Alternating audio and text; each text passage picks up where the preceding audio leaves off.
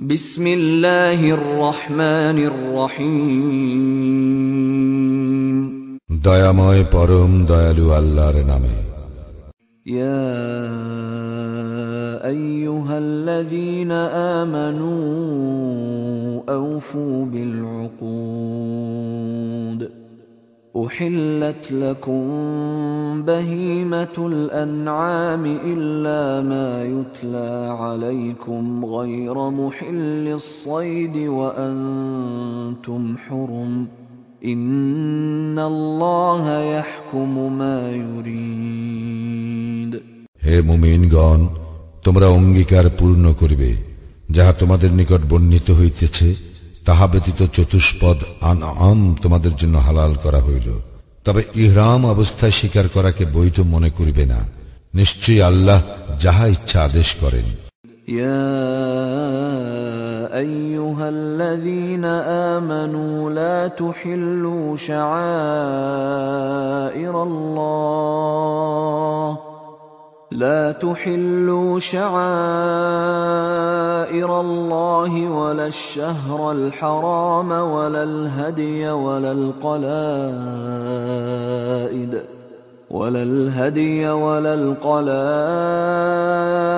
ولا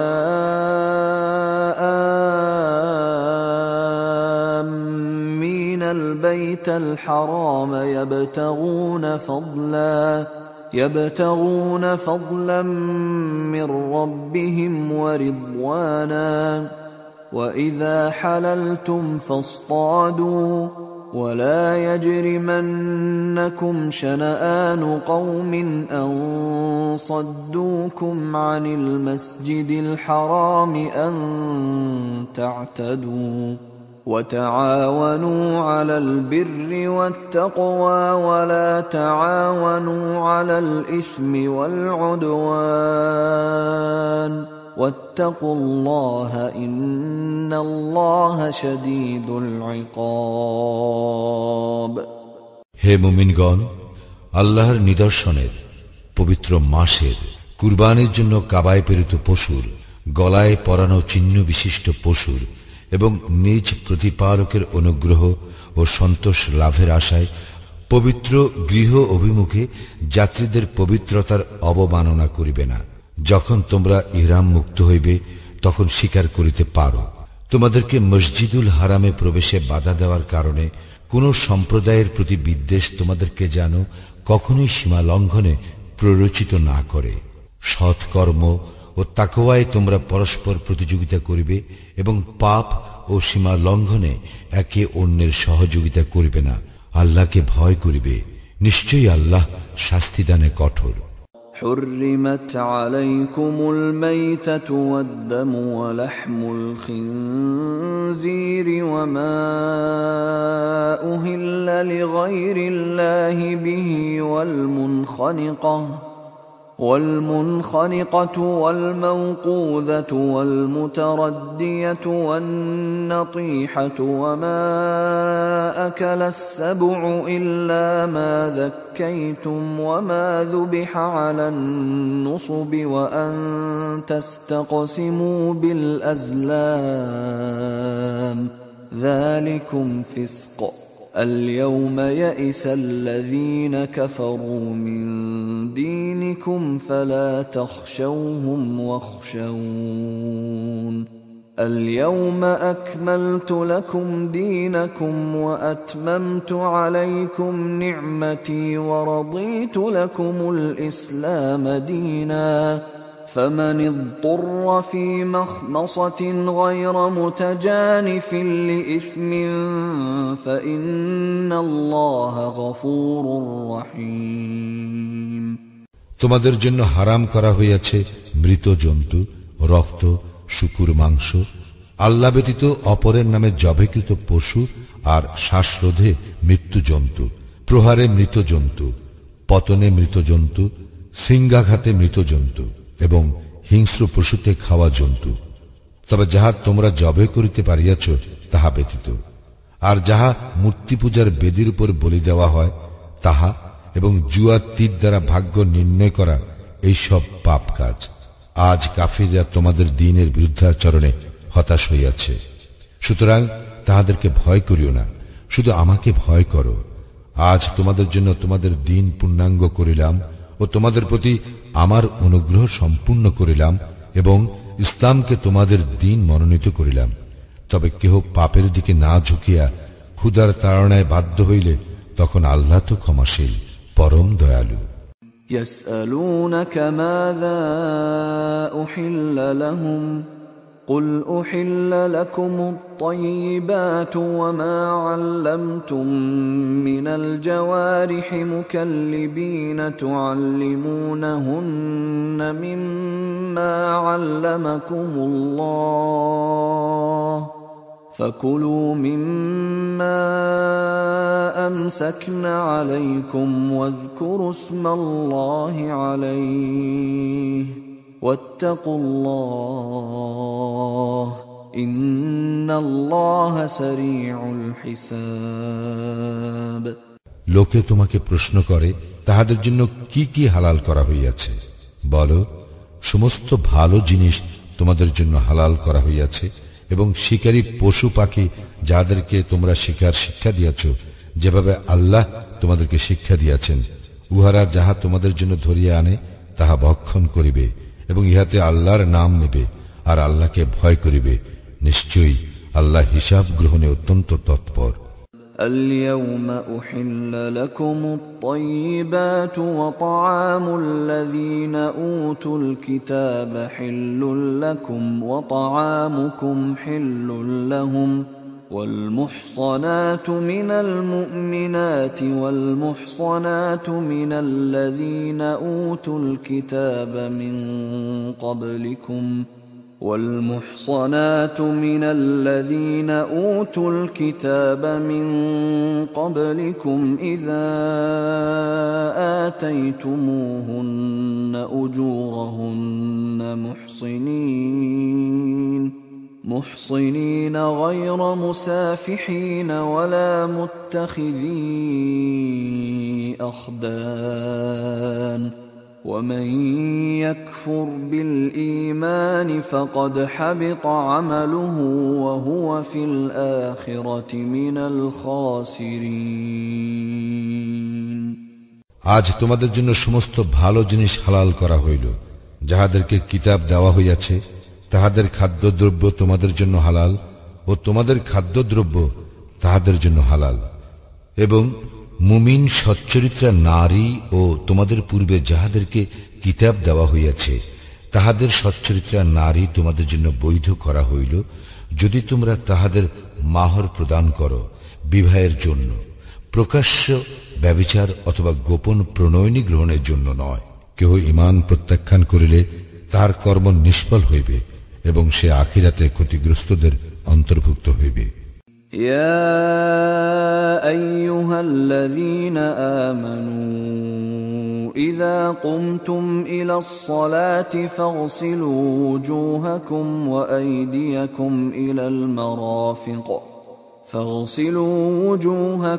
وأيديكم إلى المرافق وامسحوا برؤوسكم وأرجلكم إلى الكعبين وإن كنتم جنبا فاطهروا وإن كنتم مرضى أو على سفر أو جاء أحد منكم من الغائط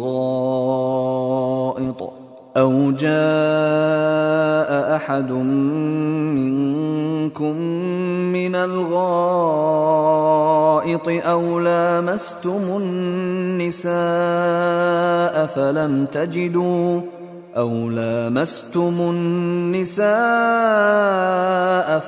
تجدوا ماء فتيمموا صعيدا طيبا فامسحوا بوجوهكم وأيديكم منه ما يريد الله ليجعل عليكم من حرج ولكن يريد ليطهركم وليتم نعمته عليكم ولكن يريد ليطهركم وليتم نعمته عليكم لعلكم تشكرون হে মুমিনগণ, যখন তোমরা সালাতের জন্য প্রস্তুত হইবে তখন তোমরা তোমাদের মুখমণ্ডল ও হাত কোনই পর্যন্ত ধৌত করিবে এবং তোমাদের মাথা মোছে করিবে এবং পা গ্রন্থি পর্যন্ত ধৌত করিবে।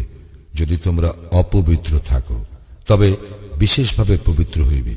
তোমরা যদি পীড়িত হও অথবা সফরে থাকো অথবা তোমাদের কেহ শৌচস্থান হইতে আসে অথবা তোমরা স্ত্রীর সঙ্গে সঙ্গত হও এবং পানি না পাও, তবে পবিত্র মাটি দ্বারা তায়াম্মুম করিবে এবং উহা দ্বারা তোমাদের মুখমণ্ডল ও হাত মোছে করিবে।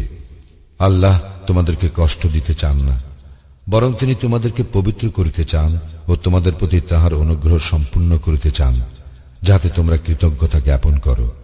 واذكروا نعمة الله عليكم وميثاقه الذي واثقكم به إذ قلتم سمعنا وأطعنا واتقوا الله إن الله عليم بذات الصدور স্মরণ করো তোমাদের প্রতি আল্লাহর অনুগ্রহ এবং যে অঙ্গীকারে তিনি তোমাদেরকে আবদ্ধ করিয়াছিলেন তাহা, যখন তোমরা বলিয়াছিলে শ্রবণ করিলাম ও মান্য করিলাম এবং আল্লাহকে ভয় করো। অন্তরে যাহা আছে সে সম্বন্ধে আল্লাহ তো সবিশেষ অবহিত। ইয়া আইয়ুহাল্লাযীনা আমানু কুনু কওয়ামিনা লিল্লাহি শুহাদাআ বিল কিসত ولا يجرمنكم شنآن قوم على ألا تعدلوا اعدلوا هو أقرب للتقوى واتقوا الله إن الله خبير بما تعملون হে মুমিনগণ, আল্লাহর উদ্দেশ্যে ন্যায় সাক্ষ্যদানে তোমরা অবিচল থাকিবে। কোন সম্প্রদায়ের প্রতি বিদ্বেষ তোমাদেরকে যেন কখনো সুবিচার বর্জনে প্ররোচিত না করে। সুবিচার করিবে ইহা তাকওয়ার নিকটতর এবং আল্লাহকে ভয় করিবে। তোমরা যাহা করো নিশ্চয়ই আল্লাহ তাহার সম্যক খবর রাখেন। وعد الله الذين آمنوا وعملوا الصالحات لهم مغفرة وأجر عظيم যাহারা ঈমান আনে ও সৎ কাজ করে আল্লাহ তাহাদেরকে প্রতিশ্রুতি দিয়াছেন, তাহাদের জন্য ক্ষমা এবং মহা পুরস্কার আছে। والذين كفروا وكذبوا بآياتنا أولئك أصحاب الجحيم যারা কুফরি করে এবং আমার আয়াতকে মিথ্যা জ্ঞান করে তাহারা প্রজ্বলিত অগ্নির অধিবাসী। يا أيها الذين آمنوا اذكروا نعمة الله عليكم إذ هم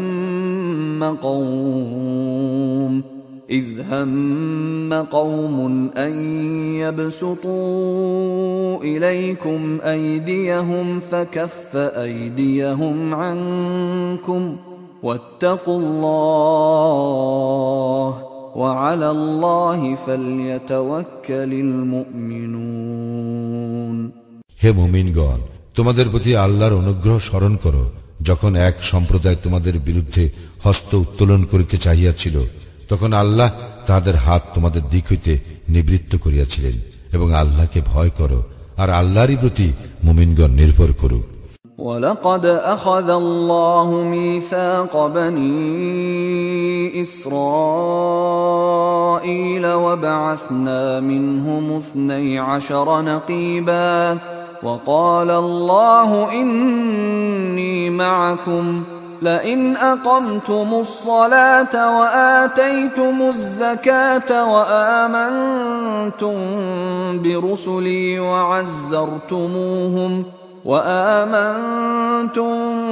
برسلي وعزرتموهم وأقرضتم الله قرضا حسنا لأكفرن عنكم سيئاتكم ولأدخلنكم جنات ولأدخلنكم جنات تجري من تحتها الأنهار فمن كفر بعد ذلك منكم فقد ضل سواء السبيل। আর আল্লাহ তো বনি ইসরায়েলের অঙ্গীকার গ্রহণ করিয়াছিলেন এবং তাহাদের মধ্য হইতে 12 জন নেতা নিযুক্ত করিয়াছিলাম। আর আল্লাহ বলিয়াছিলেন, আমি তোমাদের সঙ্গে আছি, তোমরা যদি সালাত কায়েম করো, জাকাত দাও, আমার রাসূলগণের প্রতি ঈমান আনো ও তাহাদেরকে সম্মান করো এবং আল্লাহকে উত্তম ঋণ প্রদান করো, তবে তোমাদের পাপ অবশ্যই মোচন করিব এবং নিশ্চয় তোমাদেরকে দাখিল করিব জান্নাতে, যাহার পাদদেশে নদী প্রবাহিত। ইহার পরও কেহ কুফরি করিলে সে তো সরল পথ হারাইবে। فبما نقضهم ميثاقهم لعناهم وجعلنا قلوبهم قاسية يحرفون الكلم عن مواضعه ونسوا حظا مما ذكروا به ولا تزال تطلع على خائنة منهم إلا قليلا منهم فاعف عنهم واصفح إن الله يحب المحسنين। তাহাদের অঙ্গীকার ভঙ্গের জন্য আমি তাহাদেরকে লানত করিয়াছি ও তাহাদের হৃদয় কঠিন করিয়াছি। তাহারা শব্দগুলির আসল অর্থ বিকৃত করে এবং তাহারা যাহা উপদিষ্ট হইয়াছিল উহার এক অংশ ভুলিয়া গিয়াছে। তুমি সর্বদা উহাদের অল্প সংখ্যক ব্যতীত সকলকেই বিশ্বাসঘাতকতা করিতে দেখিতে পাইবে। সুতরাং উহাদেরকে ক্ষমা করো ও উপেক্ষা করো, নিশ্চয়ই আল্লাহ সৎকর্মপরায়ণদেরকে ভালোবাসেন। ومن الذين قالوا إنا نصارى أخذنا ميثاقهم فنسوا حظا مما ذكروا به فأغرينا بينهم العداوة والبغضاء إلى يوم القيامة وسوف ينبئهم الله بما كانوا يصنعون। যাহারা বলে আমরা খ্রিস্টান, তাহাদেরও অঙ্গীকার গ্রহণ করিয়াছিলাম, কিন্তু তাহারা যাহা উপদিষ্ট হইয়াছিল তাহার এক অংশ ভুলিয়া গিয়াছে। সুতরাং আমি তাহাদের মধ্যে কিয়ামত পর্যন্ত স্থায়ী শত্রুতা ও বিদ্বেষ জাগরুক রাখিয়াছি। তাহারা যাহা করিত আল্লাহ তাহাদেরকে অচিরেই তাহা জানাইয়া দিবেন। يا أهل الكتاب قد جاءكم رسولنا يبين لكم كثيرا مما كنتم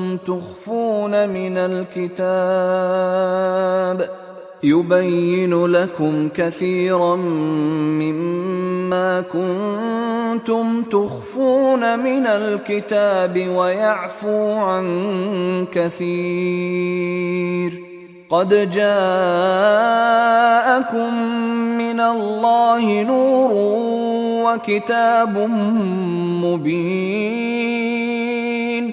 হে কিতাবীগণ, আমার রাসূল তোমাদের নিকট আসিয়াছে, তোমরা কিতাবের যাহা গোপন করিতে সে উহার অনেক কিছু তোমাদের নিকট প্রকাশ করে এবং অনেক কিছু উপেক্ষা করিয়া থাকে। আল্লাহর নিকট হইতে এক জ্যোতি ও স্পষ্ট কিতাব তোমাদের নিকট আসিয়াছে।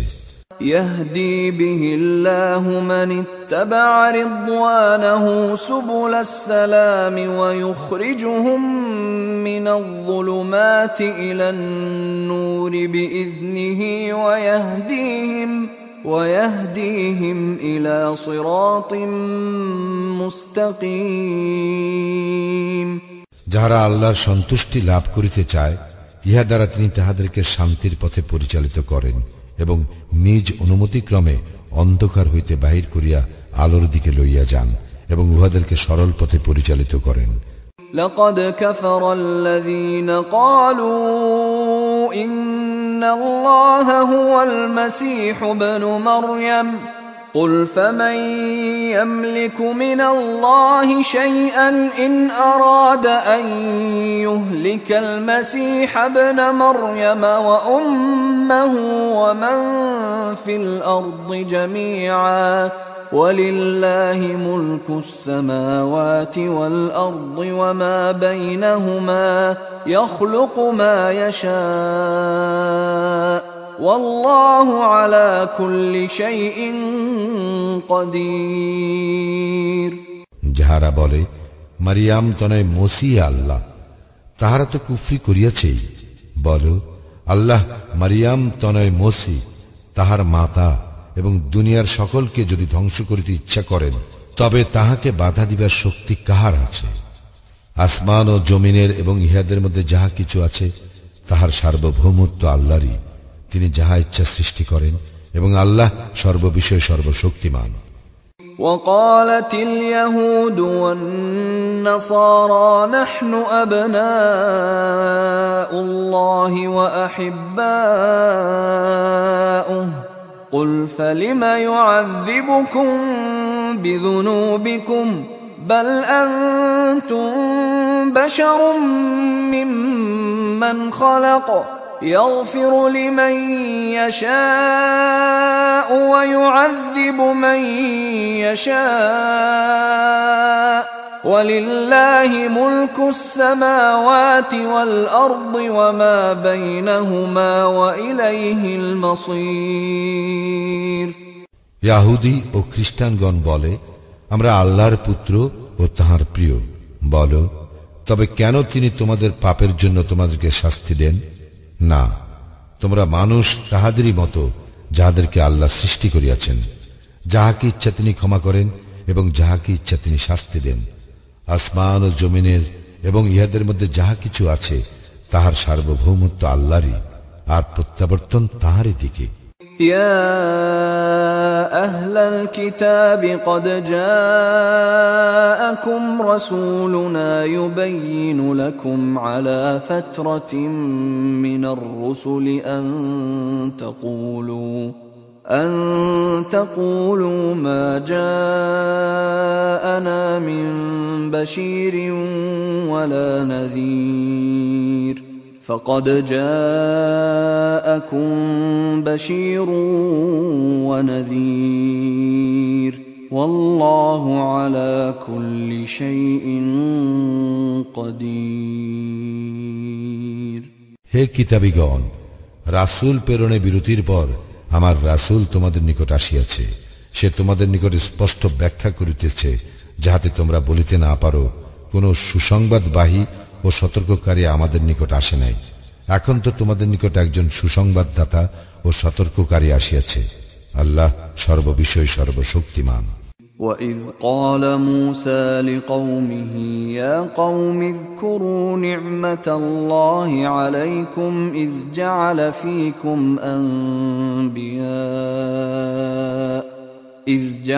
فِيكُمْ أَنْبِيَاءَ وَجَعَلَكُمْ مُلُوكًا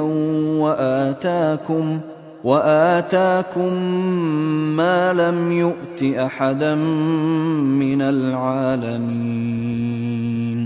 স্মরণ করো যখন মূসা তাহার সম্প্রদায়কে বলিয়াছিল, হে আমার সম্প্রদায়, তোমরা তোমাদের প্রতি আল্লাহর অনুগ্রহ স্মরণ করো, যখন তিনি তোমাদের মধ্য হইতে নবী করিয়াছিলেন ও তোমাদেরকে রাজ্যাধিপতি করিয়াছিলেন এবং বিশ্ব জগতে কাহাকেও যাহা তিনি দেন নাই তাহা তোমাদেরকে দিয়াছিলেন। يا قوم ادخلوا الأرض المقدسة التي كتب الله لكم ولا ترتدوا على أدباركم فتنقلبوا خاسرين। হে আমার সম্প্রদায়, আল্লাহ তোমাদের জন্য যে পবিত্র ভূমি নির্দিষ্ট করিয়াছেন তাহাতে তোমরা প্রবেশ করো এবং পশ্চাৎ অপসরণ করিও না, করিলে তোমরা ক্ষতিগ্রস্ত হইয়া পড়িবে। قالوا يا موسى إن فيها قوما جبارين وإنا لن ندخلها وإنا لن ندخلها حتى يخرجوا منها فإن يخرجوا منها فإنا داخلون তাহারা বলিল, হে মূসা, সেখানে এক দুর্দান্ত সম্প্রদায় রহিয়াছে এবং তাহারা সেই স্থান হইতে বাহিরে না হওয়া পর্যন্ত আমরা কখনোই সেখানে কিছুতেই প্রবেশ করিব না। তাহারা সেই স্থান হইতে বাহির হইয়া গেলেই আমরা প্রবেশ করিব। قال رجلان من الذين يخافون أنعم الله عليهم ادخلوا عليهم الباب فإذا دخلتموه فإنكم غالبون وعلى الله فتوكلوا إن كنتم مؤمنين যাহারা ভয় করিতেছিল তাহাদের মধ্যে দুইজন যাদের প্রতি আল্লাহ অনুগ্রহ করিয়াছিলেন, তাহারা বলিল, তোমরা তাহাদের মোকাবিলা করিয়া দ্বার দিয়া প্রবেশ করো, প্রবেশ করিলেই তোমরা জয়ী হইবে এবং তোমরা মুমিন হইলে আল্লাহর উপরেই নির্ভর করো। قالوا يا موسى إنا لن ندخلها أبدا ما داموا فيها فاذهب أنت وربك فقاتلا إنا هاهنا قاعدون তাহারা বলিল, হে মূসা, তাহারা যতদিন সেখানে থাকিবে ততদিন আমরা সেখানে প্রবেশ করিবই না। সুতরাং তুমি আর তোমার প্রতিপালক যাও এবং যুদ্ধ করো, আমরা এখানেই বসিয়া থাকিব। قال رب إني لا أملك إلا نفسي وأخي فافرق بيننا وبين القوم الفاسقين সে বলিল, হে আমার প্রতিপালক, আমার ও আমার ভ্রাতা ব্যতীত অপর কাহারও উপর আমার আধিপত্য নাই। সুতরাং তুমি আমাদের ও সত্যত্যাগী সম্প্রদায়ের মধ্যে ফয়সালা করিয়া দাও।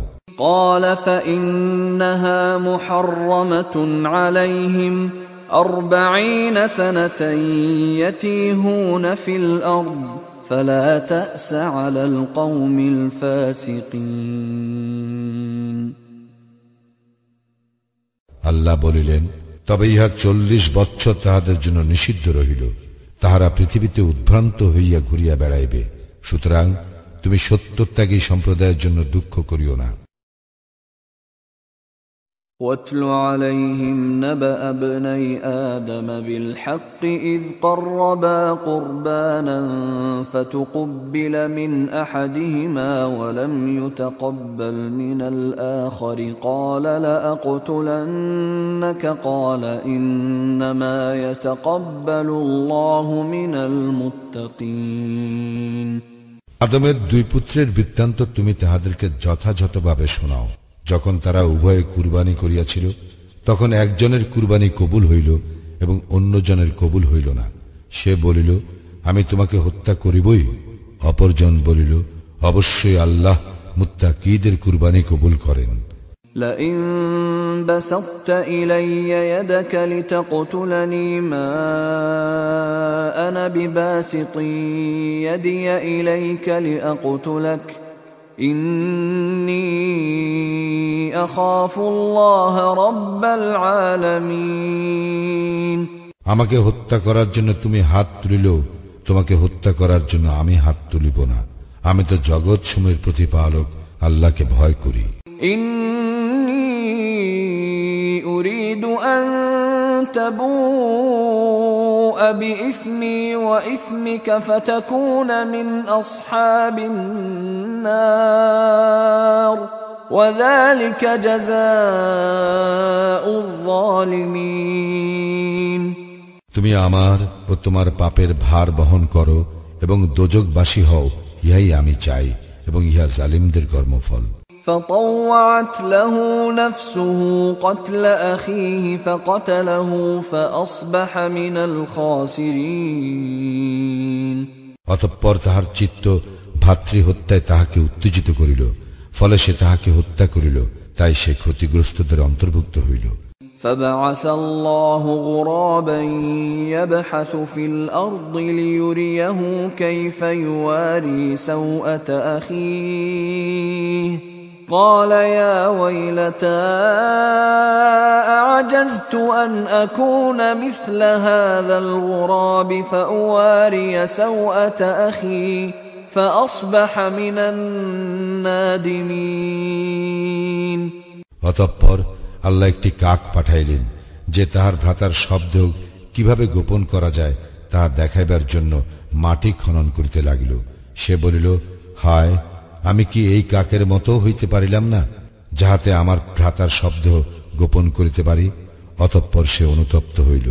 من أجل ذلك كتبنا على بني إسرائيل أنه من قتل نفسا بغير نفس أو فساد في الأرض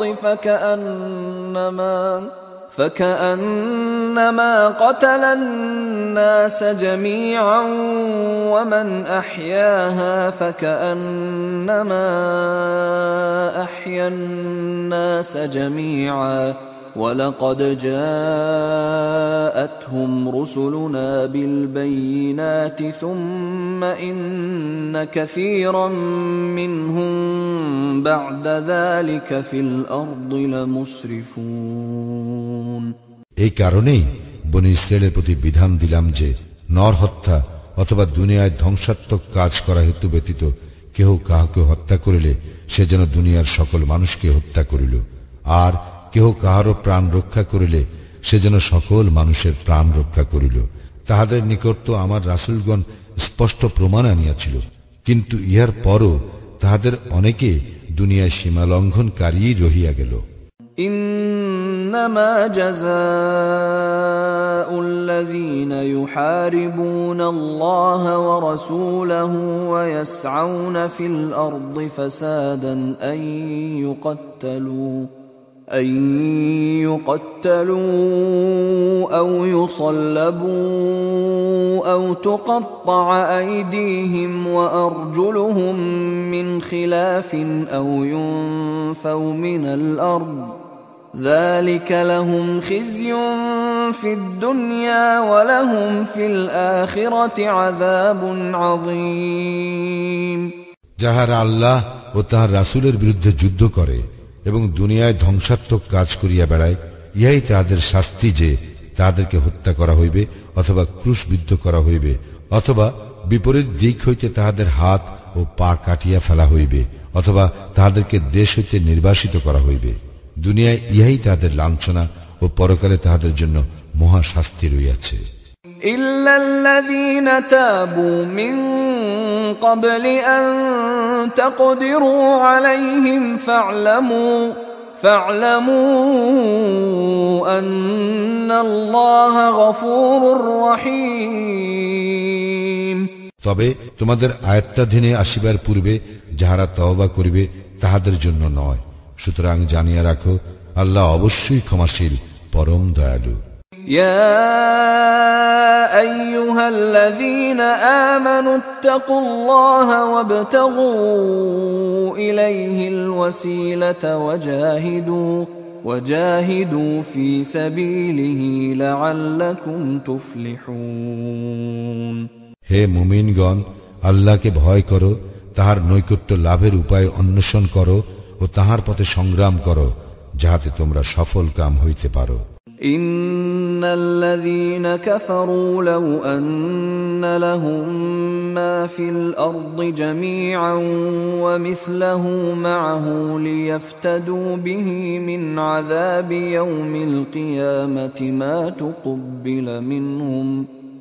تقبل منهم ولهم عذاب أليم যাহারা কুফরি করিয়াছে, কিয়ামতের দিন শাস্তি হইতে মুক্তির জন্য পণ স্বরূপ দুনিয়ায় যাহা কিছু আছে, যদি তাহাদের তাহার সমস্তই থাকে এবং তাহার সঙ্গে সমপরিমাণ আরও থাকে, তবুও তাহাদের নিকট হইতে তাহা গৃহীত হইবে না এবং তাহাদের জন্য মর্মন্তুর শাস্তি রহিয়াছে।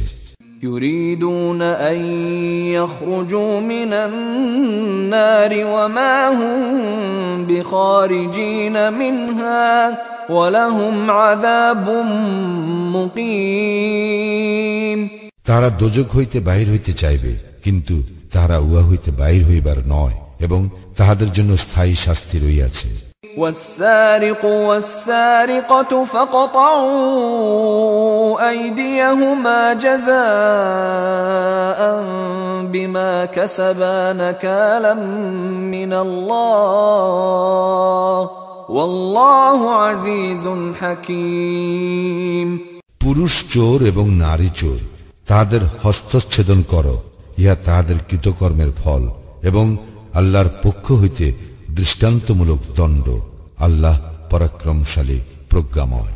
فمن تاب من بعد ظلمه وأصلح فإن الله يتوب عليه إن الله غفور رحيم কিন্তু সীমা লঙ্ঘন করার পর কেহ তওবা করিলে ও নিজেকে সংশোধন করিলে অবশ্যই আল্লাহ তাহার তওবা কবুল করিবেন। আল্লাহ তো ক্ষমাশীল, পরম দয়ালু।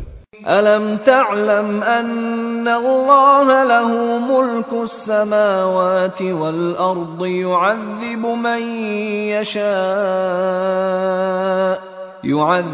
من يشاء ويغفر لمن يشاء والله على كل شيء قدير তুমি কি জানো না, আসমান ও জমিনের সার্বভৌমত্ব আল্লাহরই।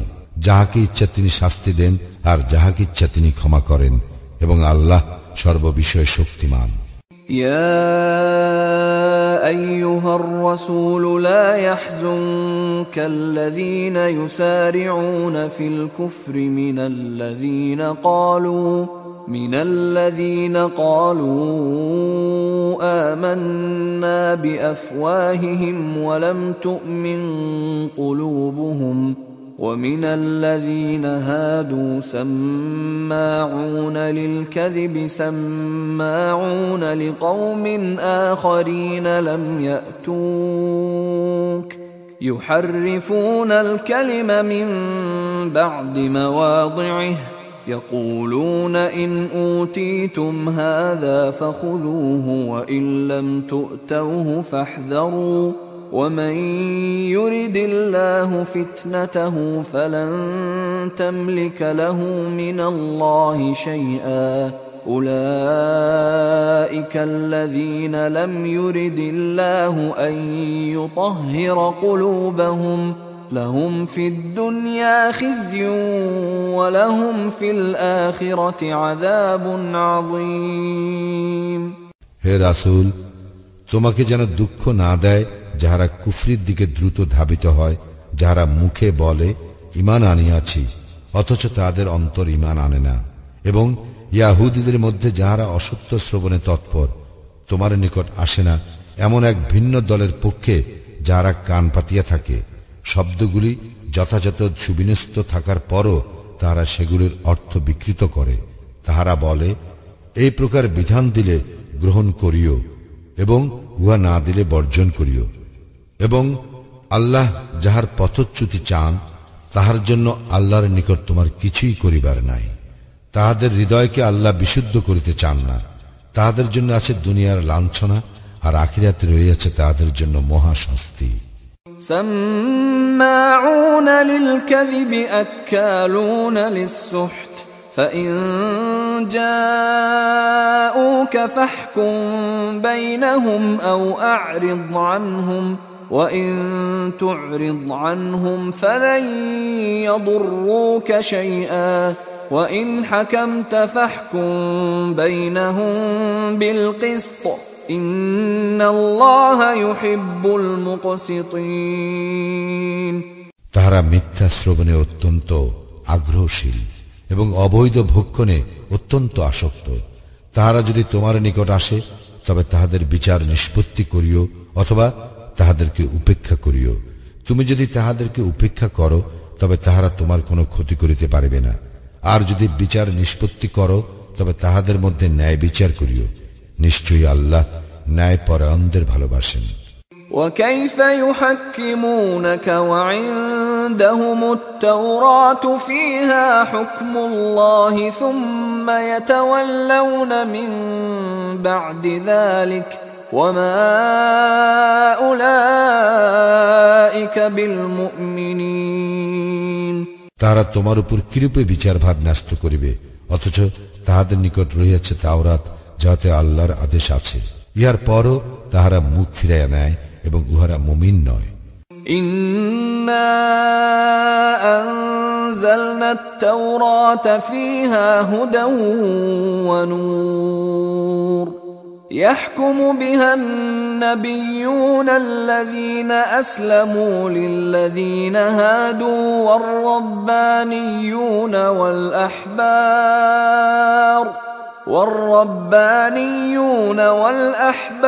بما استحفظوا من كتاب الله وكانوا عليه شهداء فلا تخشوا الناس واخشوني ولا تشتروا بآياتي ثمنا قليلا ومن لم يحكم بما أنزل الله فأولئك هم الكافرون নিশ্চয়ই আমি তাওরাত অবতীর্ণ করিয়াছিলাম, উহাতে ছিল পথ নির্দেশ ও আলো। নবীগণ যারা আল্লাহর অনুগত ছিল তারা ইহুদীদেরকে তদনুসারে বিধান দিত, আরো বিধান দিত রাব্বানীগণ এবং বিদ্বানগণ, কারণ তাহাদেরকে আল্লাহর কিতাবের রক্ষক করা হইয়াছিল এবং তাহারা ছিল উহার সাক্ষী। সুতরাং মানুষকে ভয় করিও না, আমাকেই ভয় করো এবং আমার আয়াতসমূহ তুচ্ছ মূল্যে বিক্রয় করিও না। আল্লাহ যাহা অবতীর্ণ করিয়াছেন তদ অনুসারে যাহারা বিধান দেয় না তাহারাই কাফির।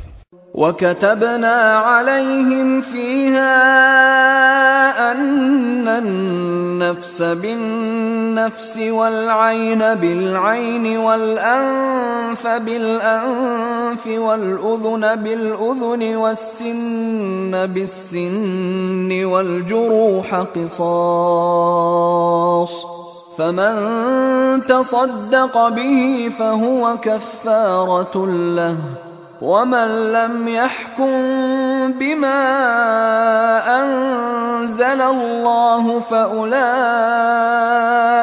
هم الظالمون আমি তাহাদের জন্য উহাতে বিধান দিয়াছিলাম, প্রাণের বদলে প্রাণ, চোখের বদলে চোখ, নাকের বদলে নাক, কানের বদলে কান, দাঁতের বদলে দাঁত এবং জখমের বদলে অনুরূপ জখম। অতঃপর কেহ উহা ক্ষমা করিলে উহাতে তাহারই পাপ মোচন হইবে। আল্লাহ যাহা অবতীর্ণ করিয়াছেন তদ অনুসারে যাহারা বিধান দেয় না তাহারাই জালিম। وقفينا على آثارهم بعيسى ابن مريم مصدقا لما بين يديه من التوراة وآتيناه الإنجيل فيه هدى ونور ومصدقا لما بين يديه من التوراة وهدى وموعظة للمتقين মারিয়াম তনয় ঈসাকে তাহার পূর্বে অবতীর্ণ তাওরাতের প্রত্যয়নকারী রূপে উহাদের পশ্চাতে প্রেরণ করিয়াছিলাম এবং তাহার পূর্বে অবতীর্ণ তাওরাতের প্রত্যয়নকারী রূপে এবং মুত্তাকীদের জন্য পথ নির্দেশ ও উপদেশ রূপে তাকে ইনজিল দিয়াছিলেন। উহাতে ছিল পথ নির্দেশ ও আলো।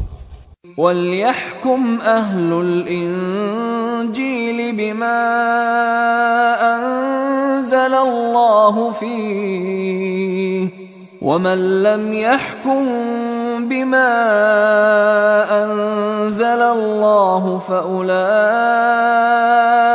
هُمُ الْفَاسِقُونَ ইনজিল অনুসারীগণ যেন আল্লাহ উহাতে যাহা অবতীর্ণ করিয়াছেন তদ অনুসারে বিধান দেয়। আল্লাহ যাহা অবতীর্ণ করিয়াছেন তদ অনুসারে যাহারা বিধান দেয় না তাহারাই ফাসিক।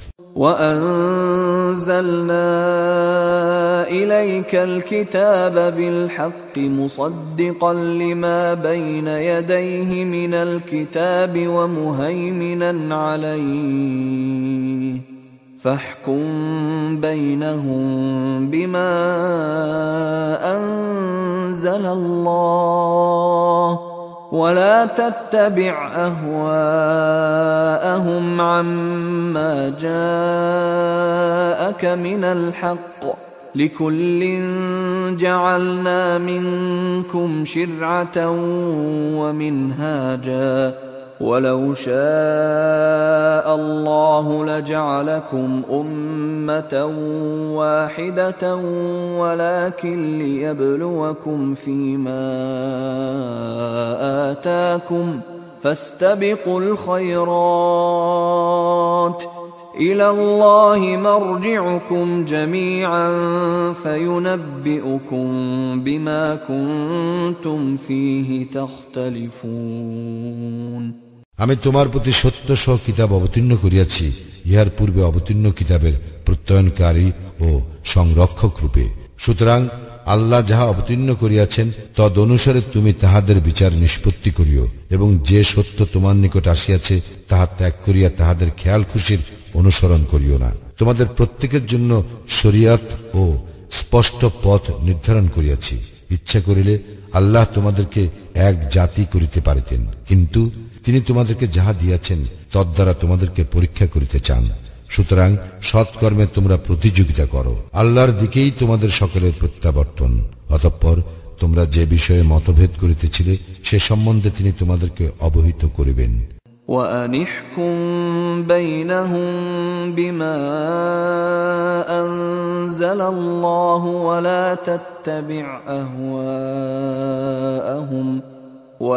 تتبع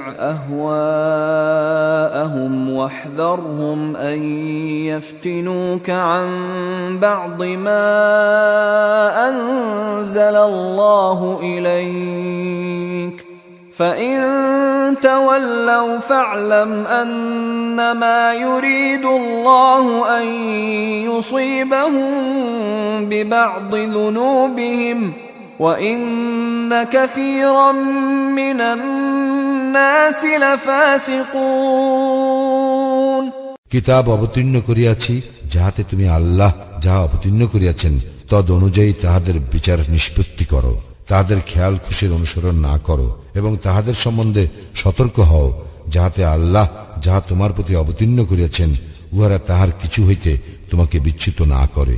যদি তাহারা মুখ ফিরাইয়া নেয় তবে জানিয়া রাখো যে তাহাদের কোন কোন পাপের জন্য আল্লাহ তাহাদেরকে শাস্তি দিতে চান এবং মানুষের মধ্যে অনেকেই তো সত্য ত্যাগী। أفحكم الجاهلية يبغون ومن أحسن من الله حكما لقوم يوقنون তবে কি তাহারা জাহিলি যুগের বিধিবিধান কামনা করে? নিশ্চিত বিশ্বাসী সম্প্রদায়ের জন্য বিধান দানে আল্লাহ অপেক্ষা কে শ্রেষ্ঠতর? يا أيها الذين آمنوا لا تتخذوا اليهود والنصارى أولياء بعضهم أولياء بعض ومن يتولهم منكم فإنه منهم إن الله لا يهدي القوم الظالمين হে মুমিনগণ, তোমরা ইহুদি ও খ্রিস্টানদেরকে বন্ধুরূপে গ্রহণ করিও না। তারা পরস্পর পরস্পরের বন্ধু।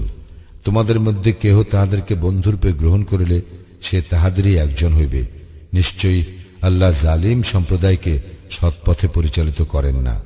فترى الذين في قلوبهم مرض يسارعون فيهم يقولون نخشى أن تصيبنا دائرة فعسى الله أن يأتي بالفتح أو أمر من عنده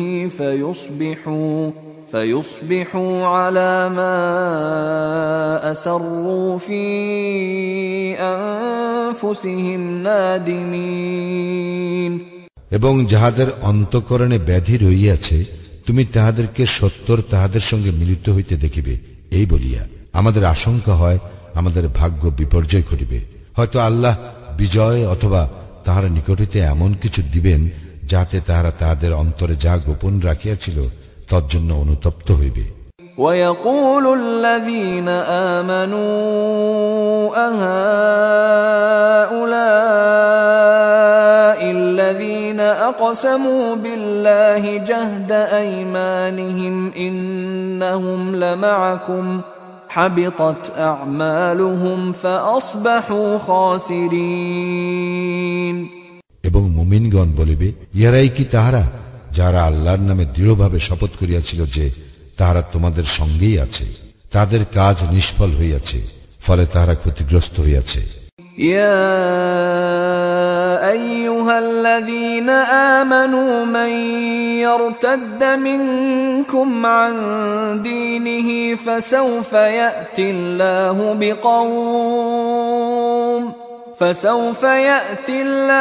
বিকওমিন يحبهم ويحبونه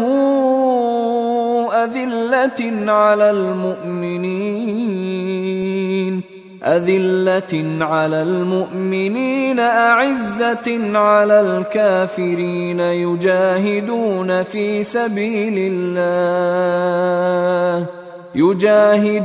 في سبيل الله ولا يخافون لومة لائم ذلك فضل الله يؤتيه من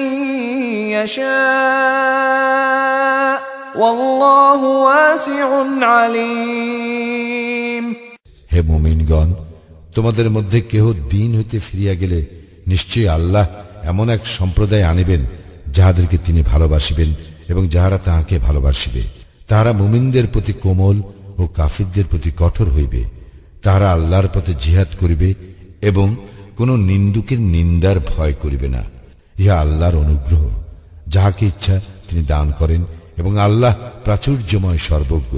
ইন্নামা ওয়ালিয়ুকুমুল্লাহু ওয়া রাসূলুহু ওয়াল্লাযীনা আমানুল্লাযীনা ইউকিমুনাস সালাতা ওয়া ইউতুনাজ যাকাতা ওয়া হুম রাকিউন।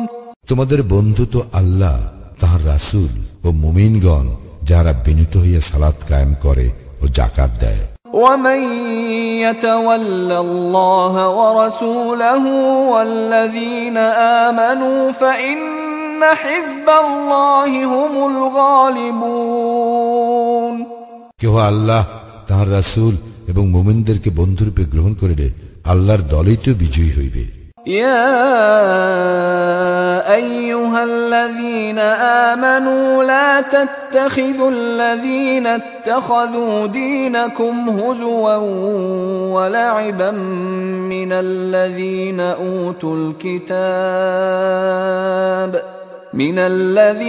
أوتوا الكتاب من قبلكم والكفار أولياء واتقوا الله إن كنتم مؤمنين।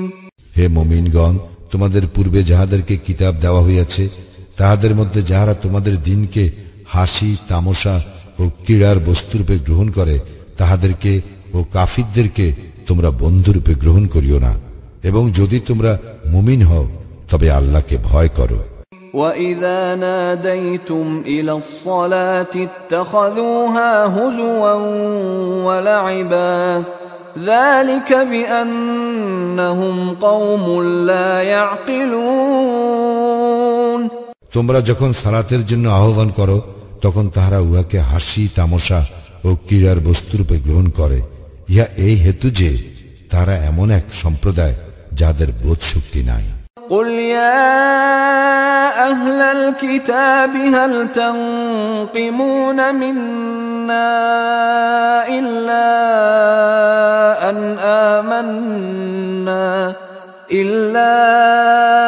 أن آمنا بالله وما أنزل إلينا وما أنزل من قبل وأن أكثركم فاسقون।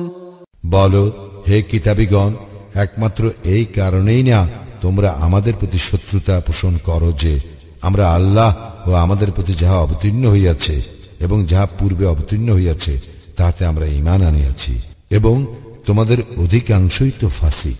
قل هل أنبئكم بشر من ذلك مثوبة عند الله من لعنه الله وغضب عليه وجعل منهم القردة والخنازير وعبد الطاغوت أولئك شر مكانا وأضل عن سواء السبيل বলো, আমি কি তোমাদেরকে ইহা অপেক্ষা নিকৃষ্ট পরিণামের সংবাদ দিব যাহা আল্লাহর নিকট আছে, যাহাকে আল্লাহ লানত করিয়াছেন, যাহার উপর তিনি ক্রোধান্বিত, যাহাদের কতককে তিনি বানর ও কতককে শুকুর করিয়াছেন এবং যাহারা তাগুতের ইবাদত করে, মর্যাদায় তাহারাই নিকৃষ্ট এবং সরল পথ হইতে সর্বাধিক বিচ্যুত।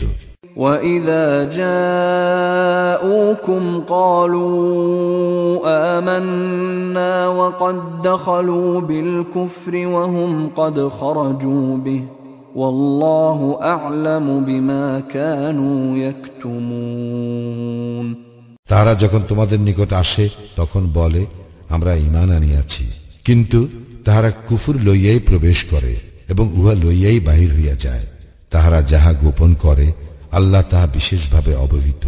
وَتَرَى كَثِيرًا مِّنْهُمْ يُسَارِعُونَ فِي الْإِثْمِ وَالْعُدْوَانِ وَأَكْلِهِمُ السُّحْتَ لَبِئْسَ مَا كَانُوا يَعْمَلُونَ তাহাদের অনেককেই তুমি দেখিবে পাপে, সীমা লঙ্ঘনে ও অবৈধ ভক্ষণে তৎপর।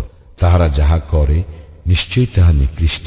لولا ينهاهم الربانيون والأحبار عن قولهم الإثم وأكلهم السحت لبئس ما كانوا يصنعون রাব্বানীগণ ও পণ্ডিতগণ কেন তাহাদেরকে পাপ কথা বলিতে ও অবৈধ ভক্ষণে নিষেধ করে না? ইহারা যাহা করে নিশ্চয় তাহাও নিকৃষ্ট। وقالت اليهود يد الله مغلولة غلت أيديهم ولعنوا بما قالوا بل يداه مبسوطتان ينفق كيف يشاء وليزيدن كثيرا منهم ما أنزل إليك من ربك طغيانا وكفرا وألقينا بينهم العداوة والبغضاء إلى يوم القيامة كلما أوقدوا نارا للحرب أطفأها الله ويسعون في الأرض فسادا والله لا يحب المفسدين ইয়াহুদীরা বলে, আল্লাহর হাত রুদ্ধ, উহারাই রুদ্ধহস্ত এবং উহারা যাহা বলে তজ্জন্য উহারা অভিশপ্ত। বরং আল্লাহর উভয় হস্তই প্রসারিত, যেভাবে ইচ্ছা তিনি দান করেন। তোমার প্রতিপালকের নিকট হইতে যাহা তোমার প্রতি অবতীর্ণ হইয়াছে তাহা তাহাদের অনেকের ধর্মদ্রোহিতা ও কুফরি বৃদ্ধি করিবেই। তাহাদের মধ্যে আমি কিয়ামত পর্যন্ত স্থায়ী শত্রুতা ও বিদ্বেষ সঞ্চার করিয়াছি। যতবার তাহারা যুদ্ধের অগ্নি প্রজ্বলিত করে ততবার আল্লাহ উহা নির্বাপিত করেন এবং তাহারা দুনিয়ায় ধ্বংসাত্মক কাজ করিয়া বেড়ায়। আল্লাহ ধ্বংসাত্মক কাজ লিপ্তদেরকে ভালোবাসেন না। ولو أن أهل الكتاب آمنوا واتقوا لكفرنا عنهم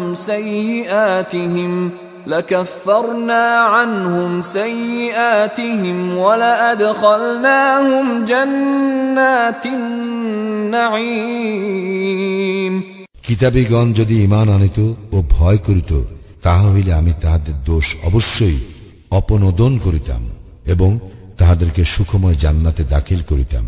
ولو أنهم أقاموا التوراة والإنجيل وما أنزل إليهم من ربهم لأكلوا من فوقهم ومن تحت أرجلهم منهم أمة مقتصدة وكثير منهم ساء ما يعملون তাহারা যদি তাওরাত ইনজিল ও তাহাদের প্রতিপালকের নিকট হইতে তাহাদের প্রতি যাহা অবতীর্ণ হইয়াছে তাহা প্রতিষ্ঠিত করিত, তাহা হইলে তাহারা তাহাদের উপর ও পদতল হইতে আহার্য লাভ করিত।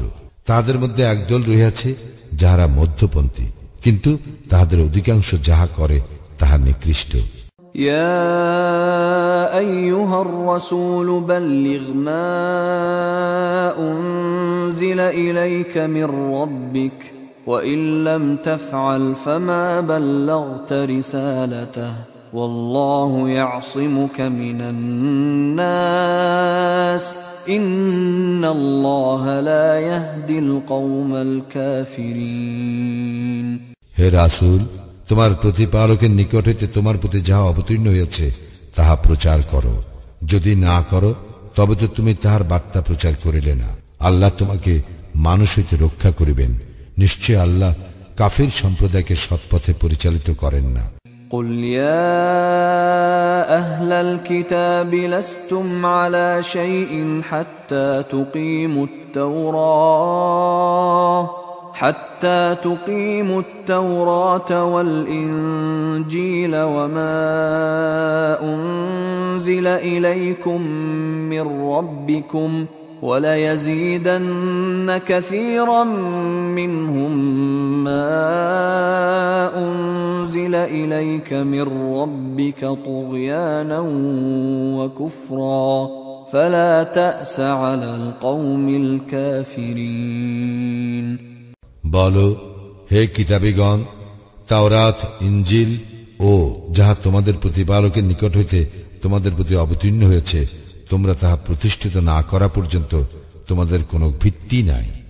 তোমার প্রতিপালকের নিকট হইতে তোমার প্রতি যাহা অবতীর্ণ হয়েছে তাহা তাহাদের অনেকের ধর্মদ্রোহিতা ও অবিশ্বাসী বর্ধিত করিবে। সুতরাং তুমি কাফির সম্প্রদায়ের জন্য দুঃখ করিও না। إن الذين آمنوا والذين هادوا والصابئون والنصارى من آمن بالله واليوم الآخر وعمل صالحا فلا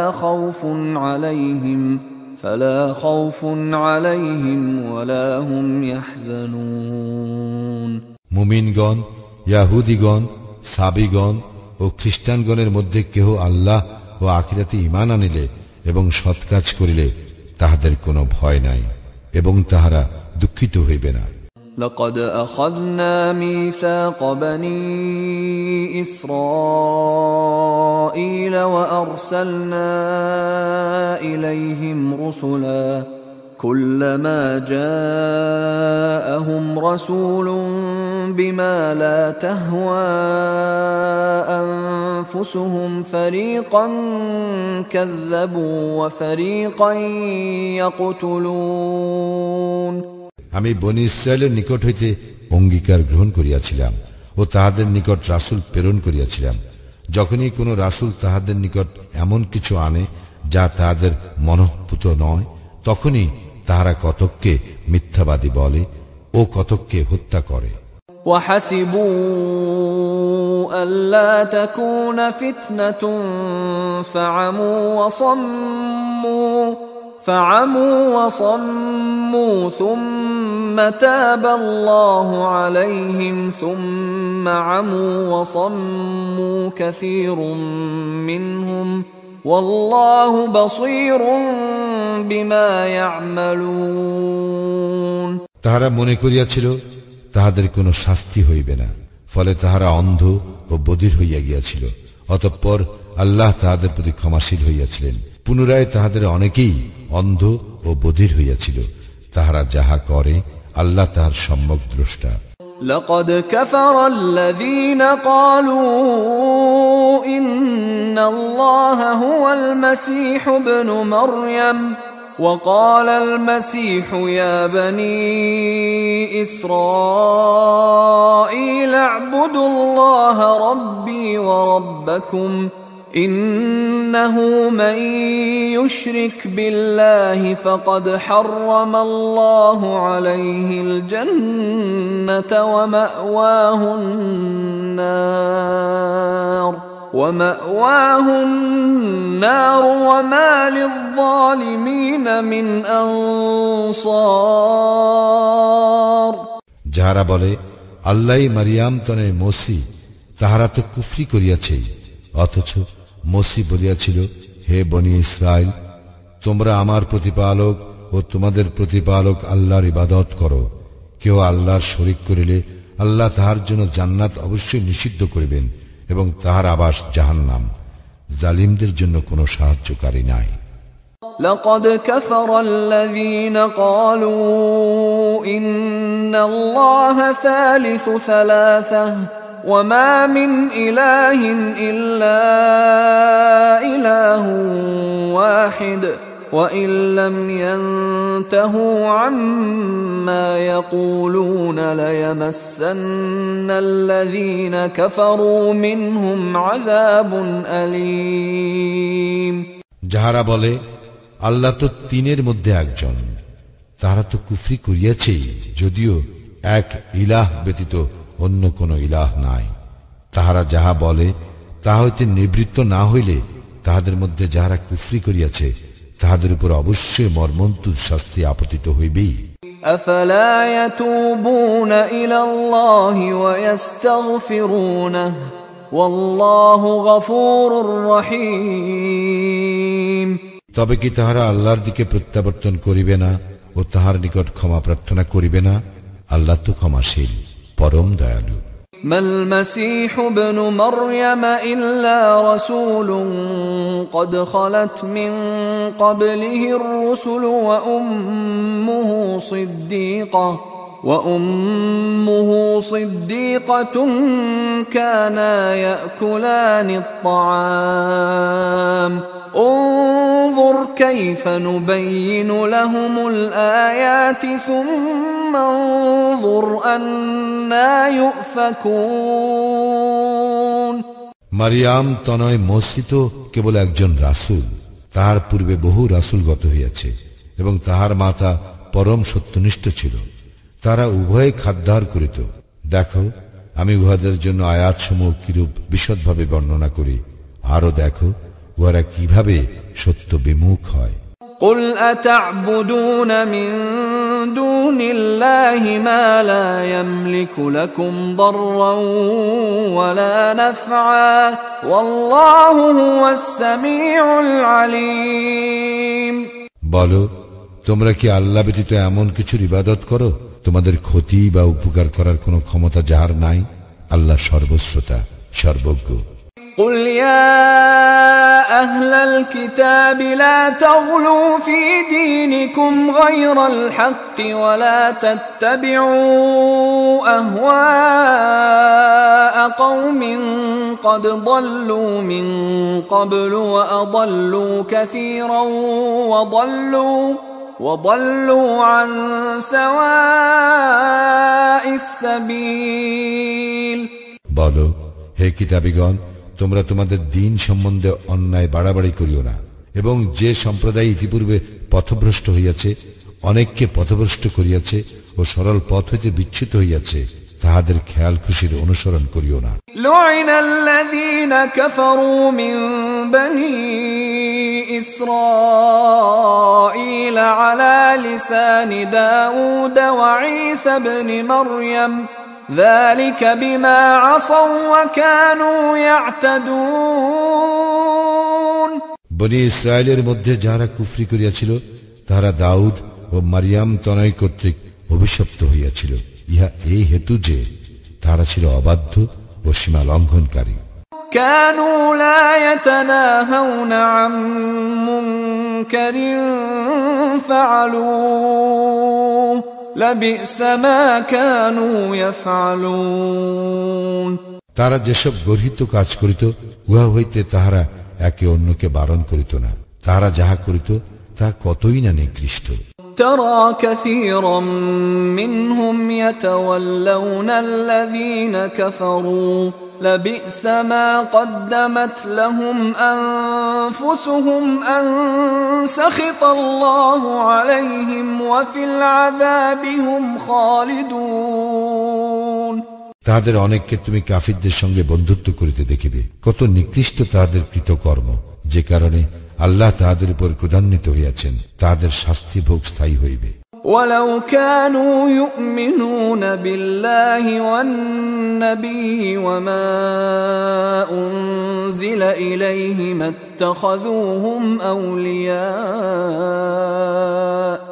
اتخذوهم أولياء ولكن كثيرا منهم فاسقون। তাহারা আল্লাহে, নবীতে ও তাহার প্রতি যাহা অবতীর্ণ হইয়াছে তাহাতে ঈমান আনিলে উহাদেরকে বন্ধুরূপে গ্রহণ করিত না, কিন্তু তাহাদের অনেকেই ফাসিক। لتجدن أشد الناس عداوة للذين آمنوا اليهود والذين أشركوا ولتجدن أقربهم مودة للذين آمنوا الذين قالوا إنا نصارى ذلك بأن منهم قسيسين ورهبانا وأنهم لا يستكبرون। অবশ্য মুমিনদের প্রতি শত্রুতায় মানুষের মধ্যে ইয়াহুদি ও মুশরিকদেরকেই তুমি সর্বাধিক উগ্র দেখিবে, এবং যাহারা বলে আমরা খ্রিস্টান, মানুষের মধ্যে তাহাদেরকেই তুমি মুমিনদের নিকটতর বন্ধুত্বে দেখিবে, কারণ তাহাদের মধ্যে অনেক পণ্ডিত ও সংসার বিরাগী আছে, আর তাহারা অহংকারও করে না। وَإِذَا سَمِعُوا مَا أُنزِلَ إِلَى الرَّسُولِ تَرَى أَعْيُنَهُمْ تَفِيضُ مِنَ الدَّمْعِ مِمَّا عَرَفُوا مِنَ الْحَقِّ يَقُولُونَ رَبَّنَا آمَنَّا فَاكْتُبْنَا مَعَ الشَّاهِدِينَ। রাসূলের প্রতি যাহা অবতীর্ণ হইয়াছে তাহা যখন তাহারা শ্রবণ করে, তখন তাহারা যে সত্য উপলব্ধি করে তাহার জন্য তুমি তাহাদের চক্ষু অশ্রু বিগলিত দেখিবে। তাহারা বলে, হে আমাদের প্রতিপালক, আমরা ঈমান আনিয়াছি, সুতরাং তুমি আমাদেরকে সাক্ষ্য দানকারীদের তালিকাভুক্ত করো। وَمَا لَنَا لَا نُؤْمِنُ بِاللَّهِ وَمَا جَاءَنَا مِنَ الْحَقِّ وَنَطْمَعُ أَن يُدْخِلَنَا رَبُّنَا مَعَ الْقَوْمِ الصَّالِحِينَ। আল্লাহে ও আমাদের নিকট আগত সত্যে আমাদের ঈমান না আনার কি কারণ থাকিতে পারে, যখন আমরা প্রত্যাশা করি আল্লাহ আমাদেরকে সৎকর্মপরায়ণদের অন্তর্ভুক্ত করুন। فأثابهم الله بما قالوا جنات تجري من تحتها الأنهار خالدين فيها وذلك جزاء المحسنين। এবং তাহাদের এই কথার জন্য আল্লাহ তাহাদের পুরস্কার নির্দিষ্ট করিয়াছেন, জান্নাত যাহার পাদদেশে নদী প্রবাহিত, তাহারা সেখানে স্থায়ী হইবে, ইহা সৎকর্মপরায়ণদের পুরস্কার। والذين كفروا وكذبوا بآياتنا أولئك أصحاب الجحيم। যাহারা কুফরি করিয়াছে ও আমার আয়াত সমূহকে অস্বীকার করিয়াছে তাহারাই জাহান্নামবাসী। يا أيها الذين آمنوا لا تحرموا طيبات ما أحل الله لكم ولا تعتدوا إن الله لا يحب المعتدين। হে মুমিনগণ, আল্লাহ তোমাদের জন্য উৎকৃষ্ট যেসব বস্তু হালাল করিয়াছেন সেই সমুদয়কে তোমরা হারাম করিও না এবং সীমা লঙ্ঘন করিও না, নিশ্চয়ই আল্লাহ সীমা লঙ্ঘনকারীদেরকে পছন্দ করেন না। وَكُلُوا مِمَّا رَزَقَكُمُ اللَّهُ حَلَالًا طَيِّبًا واتقوا الله الذي أنتم به مؤمنون আল্লাহ তোমাদেরকে যে হালাল ও উৎকৃষ্ট জীবিকা দিয়েছেন তা হইতে ভক্ষণ করো এবং ভয় করো আল্লাহকে যাহার প্রতি তোমরা বিশ্বাসী। لا يؤاخذكم الله باللغو في أيمانكم ولكن يؤاخذكم بما عقدتم الأيمان فكفارته إطعام 10 مساكين من أوسط ما تطعمون أهليكم أو كسوتهم أو تحرير رقبة فمن لم يجد فصيام 3 أيام ذلك كفارة أيمانكم إذا حلفتم واحفظوا أيمانكم كذلك يبين الله لكم آياته لعلكم تشكرون তোমাদের বৃথা শপথের জন্য আল্লাহ তোমাদেরকে দায়ী করিবেন না, কিন্তু যেসব শপথ তোমরা ইচ্ছাকৃতভাবে করো সেই সকলের জন্য তিনি তোমাদেরকে দায়ী করিবেন। অতঃপর ইহার কাফফারা 10 জন দরিদ্রকে মধ্যম ধরনের আহার্য দান, যাহা তোমরা তোমাদের পরিজনের খাইতে দাও, অথবা তাদেরকে বস্ত্র দান, কিংবা একজন দাস মুক্তি, এবং যাহার সামর্থ্য নাই তাহার জন্য 3 দিন সিয়াম পালন। তোমরা শপথ করিলে ইহাই তোমাদের শপথের কাফফারা। তোমরা তোমাদের শপথ রক্ষা করিও। এইভাবে আল্লাহ তোমাদের জন্য তাহার বিধানসমূহ বিশদভাবে বর্ণনা করেন, যেন তোমরা কৃতজ্ঞতা জ্ঞাপন করো। يا أيها الذين آمنوا إنما الخمر والميسر والأنصاب والأزلام رجس من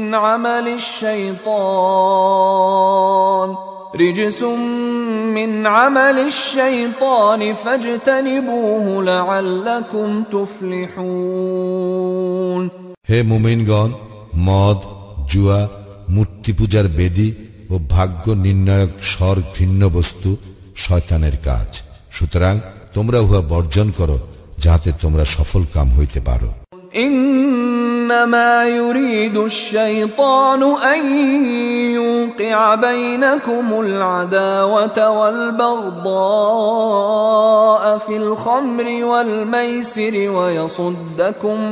ويصدكم عن ذكر الله وعن الصلاة فهل أنتم منتهون শয়তান তো মদ ও জুয়া দ্বারা তোমাদের মধ্যে শত্রুতা ও বিদ্বেষ ঘটাইতে চায় এবং তোমাদেরকে আল্লাহর স্মরণে ও সালাতে বাধা দিতে চায়। তবে কি তোমরা নিবৃত্ত হইবে না? وأطيعوا الله وأطيعوا الرسول واحذروا فإن توليتم فاعلموا أنما على رسولنا البلاغ المبين তোমরা আল্লাহর আনুগত্য করো ও রাসূলের আনুগত্য করো এবং সতর্ক হও। যদি তোমরা মুখ ফিরাইয়া নাও তবে জানিয়া রাখো স্পষ্ট প্রচারই আমার রাসূলের কর্তব্য। ليس على الذين آمنوا وعملوا الصالحات جناح فيما طعموا إذا ما اتقوا وآمنوا وعملوا الصالحات ثم اتقوا وأحسنوا والله يحب المحسنين যারা ঈমান আনে ও সৎকর্ম করে তাহারা পূর্বে যা ভক্ষণ করিয়াছে তজ্জন্য তাহাদের কোনো গুনাহ নাই, যদি তাহারা সাবধান হয় এবং ঈমান আনে ও সৎকর্ম করে, সাবধান হয় ও বিশ্বাস করে, পুনরায় সাবধান হয় ও সৎকর্ম করে, এবং আল্লাহ সৎকর্ম পরায়ণদেরকে ভালোবাসেন। يا أيها الذين آمنوا ليبلونكم الله بشيء من الصيد تناله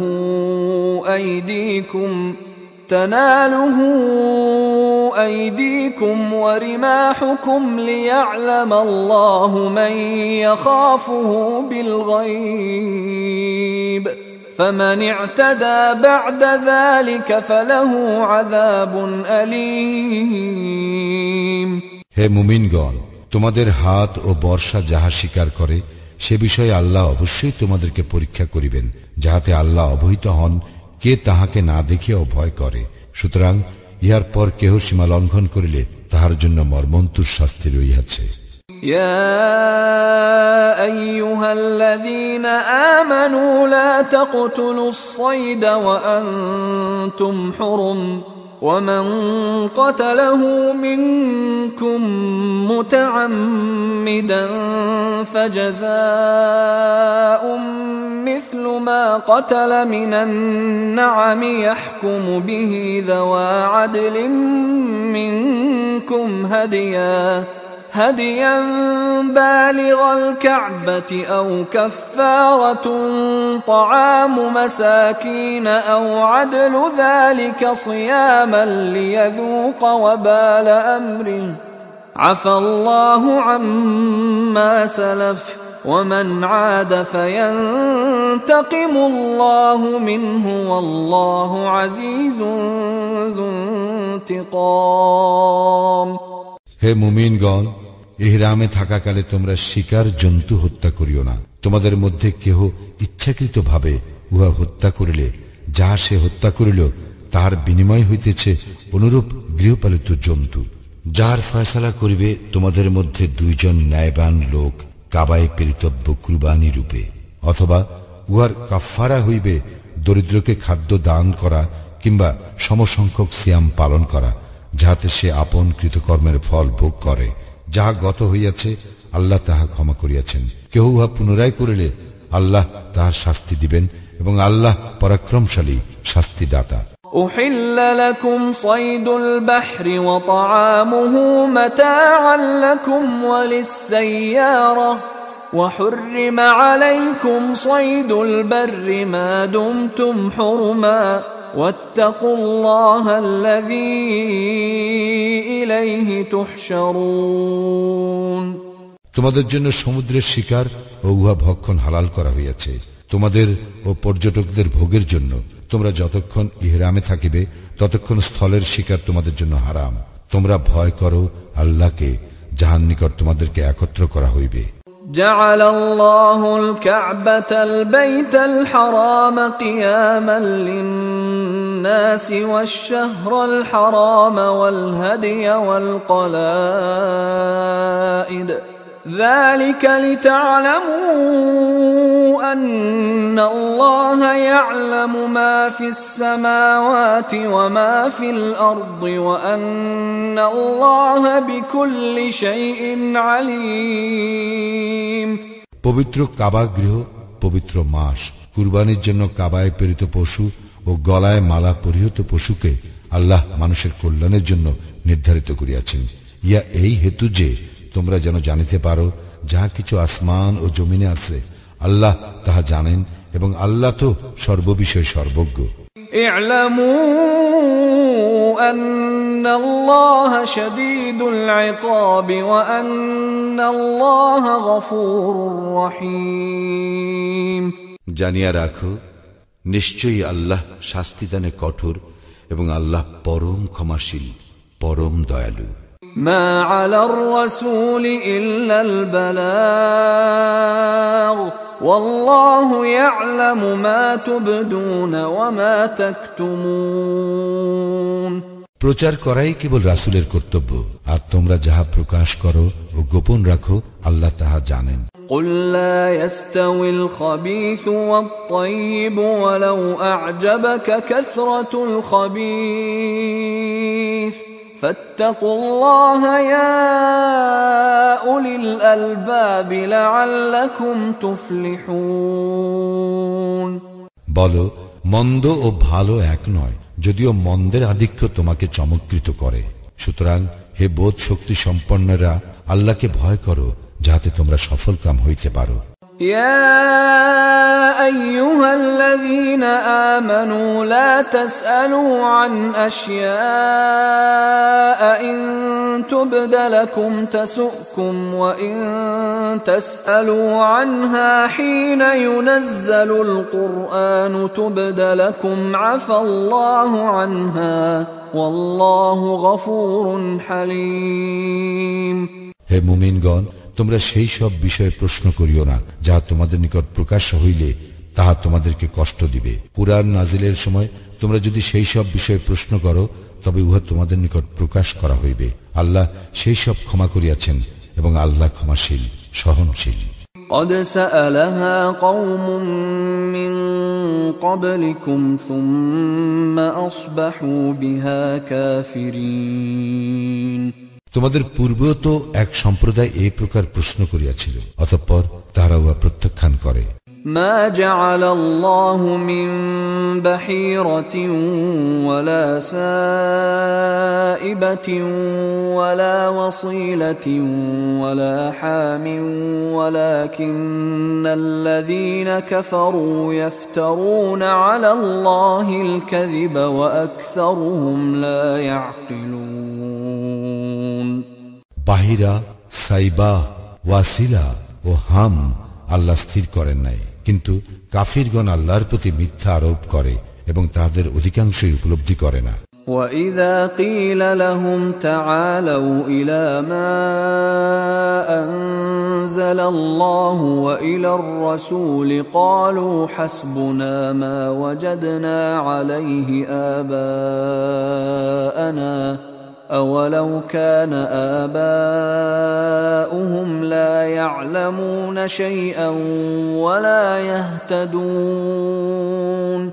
যখন তাহাদেরকে বলা হয় আল্লাহ যাহা অবতীর্ণ করিয়াছেন তাহার দিকে ও রাসূলের দিকে আসো, তাহারা বলে আমরা আমাদের পূর্বপুরুষদেরকে যাহাতে পাইয়াছি তাহাই আমাদের জন্য যথেষ্ট, যদিও তাহাদের পূর্বপুরুষগণ কিছুই জানিত না এবং সৎপথ প্রাপ্তও ছিল না। তবুও কি يا أيها الذين آمنوا عليكم أنفسكم لا يضركم من ضل إذا اهتديتم إلى الله مرجعكم جميعا فينبئكم بما كنتم تعملون. হে মুমিনগণ, তোমাদের দায়িত্ব তোমাদেরই উপর। তোমরা যদি সৎপথে পরিচালিত হও তবে যে পথভ্রষ্ট হইয়াছে সে তোমাদের কোনো ক্ষতি করিতে পারিবে না। আল্লাহর দিকেই তোমাদের সকলের প্রত্যাবর্তন, অতঃপর তোমরা যাহা করিতে তিনি সে সম্বন্ধে তোমাদেরকে অবহিত করিবেন। يا أيها الذين آمنوا شهادة بينكم إذا حضر أحدكم الموت حين الوصية اثنان ذوى عدل